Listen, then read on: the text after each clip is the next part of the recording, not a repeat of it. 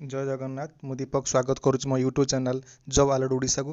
तो friends Odisha government तरफ जो नोटिफिकेशन आसबार थिला 7540 पोस्ट रेगुलर टीचर पई ऑलरेडी ओएसएससी तरफ ऑफिशियल वेबसाइट रे आर नोटिफिकेशन छाड़ी दीचंती। तो एथिरे जो नोटिफिकेशन आसी अछि फुल पीडीएफ हम देखिबा वर्तमान। तो फ्रेंड्स देखंतु ओएसएससी तरफ आज का डेट रे ये नोटिस टी रिलीज होइछि। तो एथिरे आपनकर ऑनलाइन रजिस्ट्रेशन 11 डिसेंबर रु जनवरी 9 जान चलिबो। आउटे बड़ कथा हेउछि आपनकर ए जो आईआईटी बा इनिशियल अपॉइंटेड टीचर हेबो ए एग्जाम रे आपनकर दुईटी फेज कर देछि, गोटे प्रिलिमिनरी गोटे मेन। तो आसंतु फुल डिटेल्स जानबा कोन कोन अछि। टीजीटी आर्ट्स पीसीएम सीपीजेड रे आपनकर 35,400 टंका रहिबो पर मंथ रे।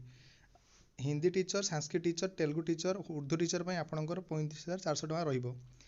किंतु आपंकर फिजिकल एजुकेशन टीचर रे आपंकर 29,200 टका रहिबो पर मंथ रे।